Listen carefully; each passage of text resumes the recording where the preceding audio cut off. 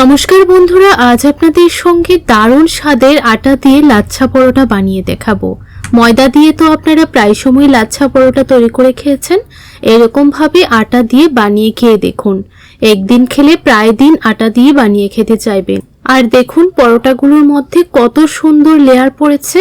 চলুন তাহলে বন্ধুরা কিভাবে তৈরি করেছি দেখে নেওয়া যাক।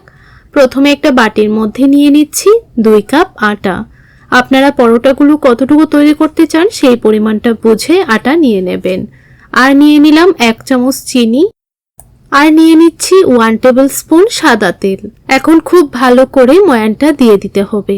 আপনারা চাইলে সাদা তেলের পরিবর্তে এখানে ঘি দিয়েও কিন্তু ময়ানটা দিতে পারবেন।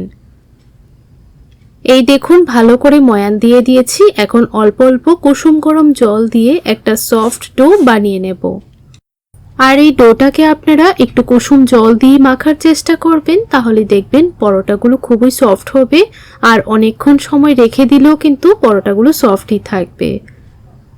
তো দেখুন অল্প অল্প জল দিয়ে একটা সফট ডো বানিয়ে নিয়েছি। এখন এই ডোটাকে আমি 10 মিনিটের জন্য রেস্টে রেখে দেব। ততক্ষণে কিন্তু ডোটা অনেকটা সফট হয়ে যাবে। ঢাকা দিয়ে রেখে দিয়েছিলাম 10 মিনিট। 10 মিনিট পর এই ডোটা থেকে ছোট ছোট লেচি কেটে নিচ্ছি। আমরা রুটি যেই রকম ভাবে তৈরি করি ঠিক সেই রকম ভাবেই লেচিগুলো কেটে নিয়েছি। একটা লেচি আমি কিচেন স্ল্যাপের উপর নিয়ে একটু গোল করে বেলে নিচ্ছি। একটু পাতলা করে আমি বেলে নিয়েছি। দেখুন ঠিক এরকম করে আপনারা বেলে নেবেন। এখন চাকু দিয়ে ঠিক এরকম ভাবে কেটে নিতে হবে। দেখুন ঠিক এরকম চিকন চিকন করে আপনারা কেটে নেবেন। তো কেটে নিলাম। এখন আমি সাইড থেকে এরকম ভাবে ফোল্ড করে নিচ্ছি। আস্তে আস্তে করে এরকম ভাবে আপনারা ফোল্ড করে দেবেন। আর আপনারা চাইলে উপরে অল্প একটু ময়দা ছড়িয়ে দিতে পারেন, তাহলে কিন্তু খুব সহজেই উঠে যাবে। এরকম আঠাভাবে লেগে থাকবে না। তাই আপনারা চাইলে উপরে একটু ময়দা বা তেল লাগিয়ে নিতে পারবেন। এখন আমি এই পরোটার লেচিটাকে ঠিক এরকম ভাবে রোল করে নেব। হালকা একটু তেল মেখে নিতে পারেন, তাহলে দেখবেন খুব সুন্দরভাবে রোল হবে আর একদমই কিন্তু খুলে যাবে না। তো মাঝখানে এরকম ভাবে একটু সিল করে নিয়েছি, তারপর হালকা করে বেলে নিচ্ছি। খুব বেশি পাতলা করে বেলবো না, হালকা করে বেলে নেবেন, তাহলে দেখবেন লেয়ারগুলো খুব সুন্দরভাবে বোঝা যাবে।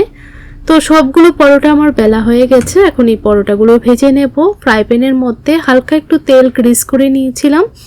একটা পরোটা দিয়ে দিলাম, একটু পর উল্টিয়ে দিলাম। এখন আমি উল্টিয়ে পাল্টিয়ে ভালো করে ভেজে নেব। আর গ্যাসের ফ্লেমটা একদম লোতে রেখে ভাজবেন, তাহলে দেখবেন পরোটাগুলোর মধ্যে খুব সুন্দর কালার আসবে।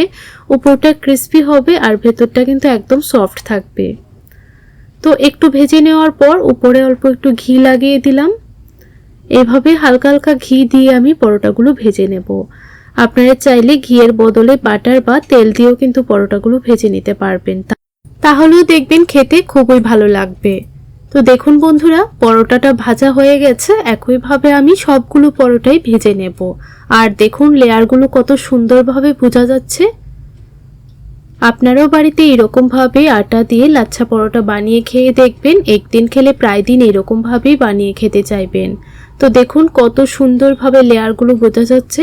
রেসিপিটি কেমন লাগলো কমেন্ট করে জানাবেন। ভালো লাগলে লাইক শেয়ার সাবস্ক্রাইব করে আমার পাশে থাকবেন। তাহলে বন্ধুরা আজ এই পর্যন্তই। দেখা হবে পরবর্তী ভিডিওতে। ততক্ষণ আপনারা ভালো থাকবেন, সুস্থ থাকবেন।